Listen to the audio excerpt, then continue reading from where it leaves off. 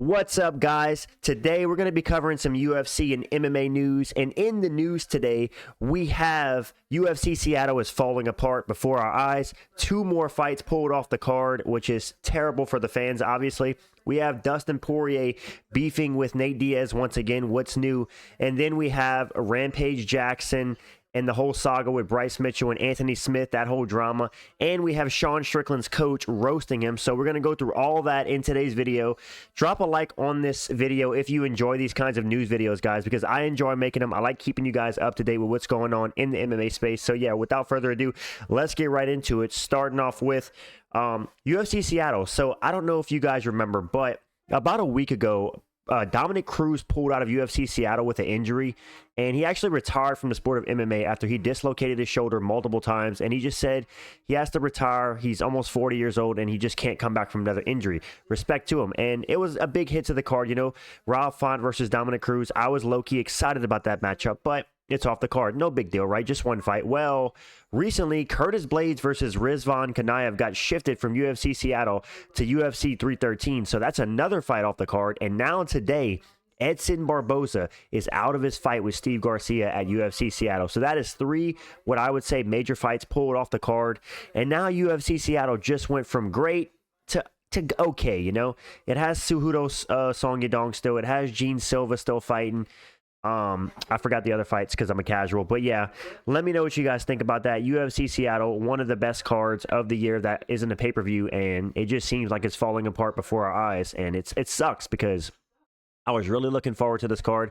I am glad the GOAT, John Silva, is going to be remaining on the card, because who doesn't want to see John Silva land a nerdy uppercut from hell and start barking at his opponent when he knocks him out? But either way, we still got the Henry Cejudo fighting Song Yadong, so at least that fight is still on. But it does suck to have such a great non-pay-per-view card fall apart because of injuries, and because for whatever reason the UFC shifted Blaydes versus Kanaev, who's a known steroid abuser, by the way. If you guys don't know, Rizvan Kanaev tested positive for like 4 separate steroids when fighting in the PFL.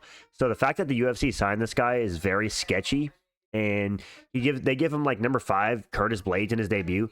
I don't know what kind of like motivation, maybe it's that Saudi oil money, but it just seems like, why would another Russian fighter that tested positive for 4 different steroids be gifted with a number 5 opponent in the UFC on his debut? I get it, heavyweight division is kind of slim, but yeah, that's no longer going to be on UFC Seattle. It's moved to UFC 313. It is what it is. We will live with it. As fans, we deal with guys pulling out of fights and dropping off of fights all the time. It's actually the main reason why we don't get the most insanely stacked cards. Outside of the fact that the UFC doesn't put on the greatest cards these days, a lot of times whenever they try to, a lot of guys pull out. So it happens. We have to deal with it as fans. I'm still excited for UFC Seattle. Let me know what you guys think about that in the comments. Let's get on to the next bit of some news, which was Josh Emmett is going to be fighting Lerone Murphy, the GOAT, the meatiest of all hooks. Josh Emmett, he sent Bryce Mitchell into convulsions and to supporting Hitler, and now he's back after a 15-month hiatus. In order to restore his name in the division, Josh Emmett's facing off with Lerone Murphy, who's actually undefeated. Lerone Murphy is the only 33-year-old prospect in the entire UFC. If you haven't seen this guy fight, just imagine a featherweight Leon Edwards, and that's pretty much Lerone Murphy. I'm not too impressed with Lerone Murphy, I'll be honest. I would not be surprised if Josh Emmett beat him. Now, with that being said, Lerone Murphy across the board, I think, is a better mixed martial artist than Josh Emmett. He's more technical, he's more clean in the striking, but as we know, Josh Big Meaty Hooks Emmett has that one-hitter quitter power. So if Lerone Murphy isn't on his P's and Q's in this matchup, then he might get sent into convulsions just like Bryce Mitchell did. But either way, I'm excited to see the return of Josh Emmett. I'd love to know why he took a 15-month hiatus. I believe it was due to injuries. He was healing, but to me, man, it's crazy to take a year off your career. I don't know if you guys know this, but Josh Emmett actually turns 40 this year. He's 39. So Josh Emmett taking a year off of his career if he's still going to fight is crazy. But as he showed in that Bryce Mitchell fight, whether he's 38, 39, or 46, this guy has one-hitter quitter to the point where he's going to send you into convulsions on the ground. So I am excited for this matchup. If Lerone Murphy wins and goes to 16-0, I believe we'll have like 2 fighters inside the top 10 undefeated. 3 fighters, actually. We'll have the champion, Ilia Topuria. We'll have Lerone Murphy, and we'll have Movsar Evloev all in the top 10 undefeated, which would be crazy. But I don't know, man. I guess I'll pick Lerone Murphy in this fight by decision, but if I'm being honest, I'm not too impressed with Lerone Murphy's UFC run. I mean, he went life and death with Dan Ige, and I love Dan Ige, but Dan Ige's 3-6 in his last 9. Let's not pretend like this guy beats the upper echelon, and Lerone Murphy had a more than close fight with him. So yeah, this fight has been announced on April 5th, I believe. Yeah, UFC Fight Night Las Vegas on April 5th. So let me know what you guys think about that in the comments. Moving on to Dustin Poirier beefing with Nate Diaz. If you guys don't know, Dustin Poirier has been beefing with Nate Diaz for a long time. They were scheduled to fight way back when, maybe like in 2018, 2019, but the fight fell through and never happened. But Dustin Poirier, if you guys don't know, is talking about having his last fight scheduled in New Orleans, in Louisiana, where he's from. He wants to have his last fight, and he went on record and said it's not going to be Paddy Pimblett. He wants to fight a legend. He's not going to retire fighting Paddy Pimblett, which I actually agree with. I support Dustin Poirier in this decision. At the end of the day, this guy's had like, what, 30 fights in the UFC? Maybe not that many. He's had at least over 25 fights in the UFC. Why would he make his last opponent Paddy Pimblett? I agree with Dustin Poirier. He should be able to choose his last fight if it's going to be his last fight. He shouldn't have to go out fighting an up-and-comer like Paddy Pimblett. And then Nate Diaz, after Dustin Poirier made those comments, came out on Twitter and said, "Fight Paddy, pussy. He's better than you," which is hilarious. I think Dustin Poirier would piece up Paddy and probably KO him because Paddy Pimblett is not good at takedown. He's good on the ground, but he's not good at getting takedowns. And Dustin Poirier showed great takedown defense in his last fight anyway. So Paddy Pimblett responded to what Nate Diaz said. Nate Diaz knows his shit. He's a real G. Dustin Poirier fought BSD when he's ranked 12, but not me. You know what would happen. That's a pretty delusional take by Paddy Pimblett, in my opinion, because, yeah, Dustin Poirier fought BSD and knocked him out, right? And then he got a title shot. Dustin Poirier is not looking to get another title shot because he knows that's not going to happen. He's looking to retire. So why would he fight his retirement fight with Paddy Pimblett? In my opinion, that's, I don't know. I wouldn't want to fight a guy like Paddy Pimblett in my retirement fight either. Let's do a Legends fight. Let's do Dustin Poirier, Max Holloway 3. Let's do Dustin Poirier, Justin Gaethje 3. If Gaethje beats Hooker, there's other fights for Poirier. Normally, I'm not about Poirier fighting another guy that he's already fought, but it's a Legends fight. He wants to end his career fighting a legend, so let him do his thing. Maybe even a Conor McGregor 4 fight, but we all know that's never going to happen because Conor McGregor is never coming back. But yeah, I thought this drama was a bit funny. Nate Diaz always taking a shot at Dustin Poirier, just like Dustin Poirier always takes a shot at Michael Chandler. Good entertainment for us fans. Let's get on to the next bit of news, which was Sean Strickland's coach, Eric Nicksick, absolutely sending him strays on Ariel Helwani's podcast, pretty much saying that Sean Strickland isn't championship material. He didn't say that, but he pretty much say that. He said, going on Ariel Helwani's podcast, "I think Sean Strickland needs to evaluate what he wants to do in the sport. If it's just to make money, then that's great. Let us know. I want to coach world champions. My motivations are different. Just to kind of show up and do that and not really back it up to me was just kind of uninspiring." Now, a lot of people are going after Eric Nicksick, saying that he's like talking smack about Sean Strickland behind his back. But listen, I respect Eric Nicksick for this. He needs to keep it real. Strickland has not evolved as a fighter, arguably throughout his entire career. He goes into fights with the Philly shell, and he has great boxing defense, and he has that in teeps.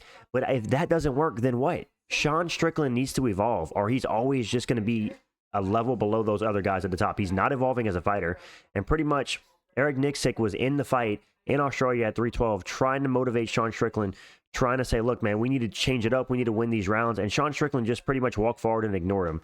So I can understand why Eric Nicksick would be frustrated with Sean Strickland, because at the end of the day, like he said, he's trying to coach world champions. And if Sean Strickland's just going in there for a payday, then let him know. He'll be coached by somebody else. So I actually 100% agree with Eric Nicksick. And I think I'm glad he's keeping it real. You know, Sean Strickland's a guy that talks a lot in the media. And so if he's going to be able to dish it out to everybody else, he should be able to take it. So yeah, getting some backlash from his own coach about just pretty much ignoring him. Because if you guys watched the fight and you saw Eric Nicksick trying to give corner advice, Sean Strickland was pretty much ignoring him. He was ignoring him. He went out there and did the same exact thing. Do I think that any coaching advice would have helped Strickland win the fight? Probably not, but he would have had a better shot had he tried something different, you know? But DDP was just so on point. Well, let's get to what Sean Strickland responded with. He pretty much came out and responded to what Eric Nicksick said. He said, it's unlikely that Eric Nicksick will be in his corner again for his future UFC bouts. I like Eric. He's a friend of mine, and he's going to continue to be a friend of mine. Will he be in my corner again? Probably not. We have so many great guys at Extreme Couture. Nate, Ray Sefo. We have so many savages that I would love to corner me, but that entire camp was a struggle. It was an effing struggle. Now, I sympathize with Sean Strickland. He did come into the fight, which he now confirms as staph infection, and he also came into the fight apparently with an injury. But at the end of the day, having staph infection and injury is not just a free pass to just completely ignore your coach, who is literally in your corner to coach you to do better in the fight. And Sean Strickland pretty much took nothing Eric Nicksick was saying at face value. He just kept fighting the way he wanted to fight, and he got absolutely brutalized. So at the end of the day, if you're not going to listen to your head coach, then why even have a head coach, you know? It's like just go in there do like Mike Perry did back in the day. Go in there with your girlfriend and your best friend, and they can coach you if you're just going to ignore your coach, what they're saying, and just fight the way you want. But yeah, Sean Strickland, he's a great fighter. Was a champion at one point, but like I said, I think he's going to start to fall down as guys figure out his style, because at the end of the day, whenever you are a one-trick pony like Sean Strickland and you refuse to engage in any grappling and you refuse to incorporate new things into your game, he's just a boxer with decent takedown defense and a teep kick. If he doesn't evolve from that, he's going to fall, and the division is going to pass him up, just like it's happening to Adesanya before our eyes. Look how much damage he took against Strickland. Broke his nose. That's a lifelong amount of damage. So I really think that Sean Strickland should take Eric Nicksick's advice at face value and say, I really need to reevaluate my career and decide what I want to do. I think Sean Strickland needs to evolve as a fighter, or he's going to fall behind the pack. That's my opinion. Let me know what you guys think in the comments about that one. And now we're entering the drama of Bryce Mitchell, Rampage Jaxxon, Bear on the Rampage Jaxxon podcast, and Anthony Smith. It all started when Bryce Mitchell went on the Jaxxon podcast. I actually watched this video on stream last night, but I'm not going to play the video. I'm pretty much just going to read out what Bryce Mitchell said. So Bryce Mitchell goes on the podcast, right? And he pretty much says this. He says, I wish I didn't have to talk about it at all, but the severity of it being this, the first time I've shown my face since I said I do want to talk about it. First things first, I said word for word, I am not a Nazi. You can go back and watch it. I said Hitler was a good guy. After that, I said it was before he committed all the atrocities, Mitchell added, but they didn't play the whole podcast. So then Bear then completely cut Bryce Mitchell off. So Bryce Mitchell pretty much went on the Jaxxon podcast. He didn't want to talk about it, but he knew he had to, being that it was his first big public appearance, and he briefly commented on it, and then Bear just started absolutely ripping into him, which I don't know how I feel about that, but Bear comes out and says, brother, you don't know him, right? You don't know the severity of what he did to the world. Obviously, I could tell you don't know for you to be able to even relaxingly say the word that he was a good guy. And I'm not even going to give you the benefit of saying his name, but those extremist ideologies, the things he did to, millions of people, are some of the most disgusting, evil things the world has ever seen. Now, we're not going to give you a platform today to talk about anything that you remotely supports that. We're also not going to give you a platform to justify what you said. Matter of fact, me and Rampage have talked about this. We're not even going to give you a platform to explain yourself on that. I just personally feel with the things that he said and the millions of people that died, there's no justification pre or post whatever you say. Now, with that being said, I understand where Bear and Rampage are coming from, but if you were going to bring him on your podcast and not allow him to, I guess, there's not really a defense, but defend what he said or at least comment on it, then it's like, what's the point? So in that sense, I do disagree. They should have not necessarily gave him a platform to defend what he was saying, but at least explain where he was coming from and try to see if he had, I don't know, what he was thinking in the moment he said that. But just to completely shut him down and say, we're not going to allow you to talk about it or say anything, it's pointless. Like, why even bring him on the podcast if that is going to be the case? And I guess that is why they ended up taking down the podcast. If you guys don't know, the Jaxxon podcast actually took down the Bryce Mitchell episode, I guess, after the backlash. And I think Bear actually made a statement on it, which I didn't read. But yeah, basically they had the podcast with Bryce Mitchell. Bear absolutely went in on him. Rampage went in a little, but he was more relaxed than Bear. Bear went in on Bryce Mitchell, and they kind of went back and forth on religion and all that good stuff.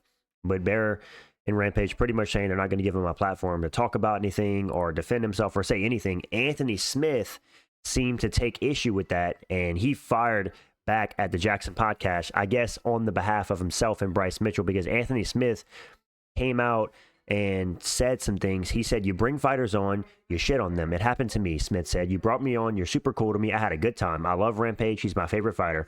I've said that for years. You've heard me say it 100 times. Rampage is my favorite fighter. You bring me on, I have an amazing time, and several months later, you're on there, and Dillashaw's making fun of me. That's what they do. That's their thing. Honestly, it's less Rampage. He's just kind of the funny haha guy, and he just laughs about stuff. They're not great to fighters. They make fun of a lot of people. They did the same thing to Ian Gary when he was supposed to go on the show, and they spent the show calling him a cuck.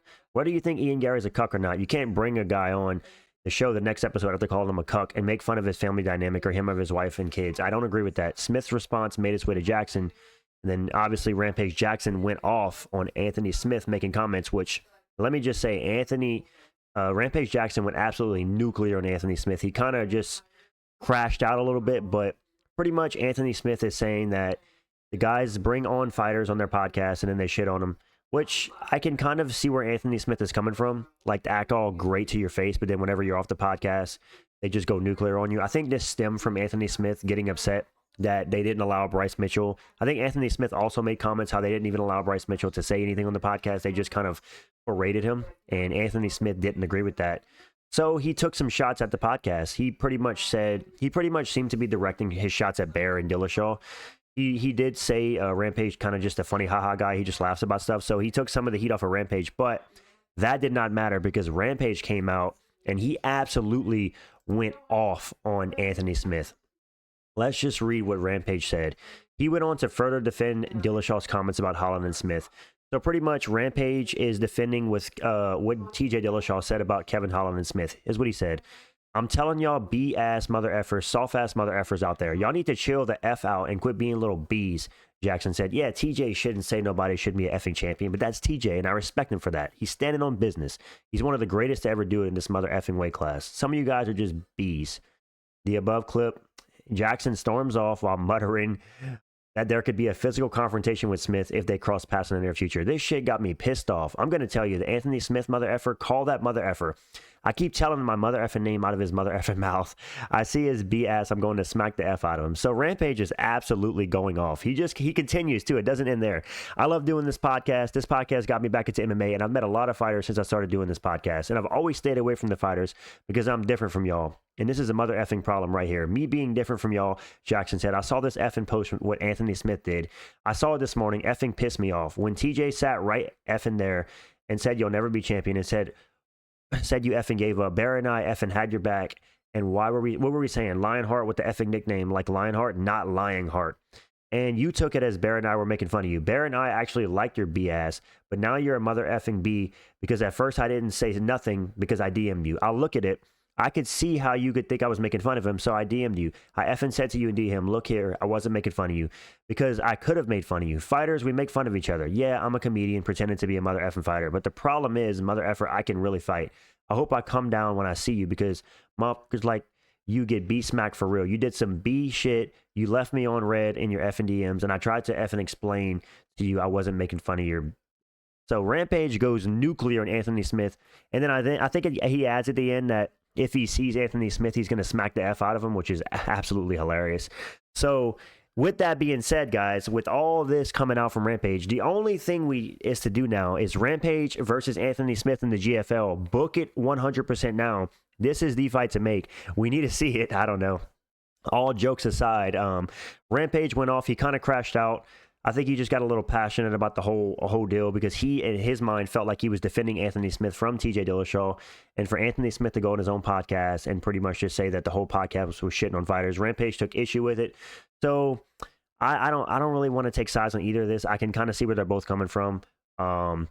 Rampage is just trying to stand on business and defend this podcast and the people around him, and Anthony Smith is just trying to stand on business and saying, look, y'all can't bring the fighters on and just make fun of them the whole time. So yeah, that's ultimately the drama between those two. I'm sure it's going to fizzle out over time. And man, this is probably great publicity for the Jaxxon podcast. I can see their views just skyrocketing from this whole drama segment between Rampage, Bryce, and Anthony Smith and Bear. A lot of people were going after Bear, saying that the way he talked to and downplayed Bryce Mitchell in the podcast was absolutely like atrocious and just a bad look for the whole podcast. So I'm not sure where I stand on that. Let me know what you guys think in the comments about this whole drama. And are we going to see Anthony Smith versus Rampage Jaxxon in the GFL? Because if we are, I will 100% be tuning into that. But yeah, all jokes aside, this is the MMA and UFC news for the day, guys. As I said in the beginning, if you guys enjoy these kind of videos, do me a favor and drop a like on it. Shows me that I should keep making these kind of videos. Drop a comment and let me know what you think of the matchups and the drama in the scene right now. And yeah, let me know what fight you guys are most excited to see coming up in the UFC space. Thank you guys for watching. I'm out, and peace.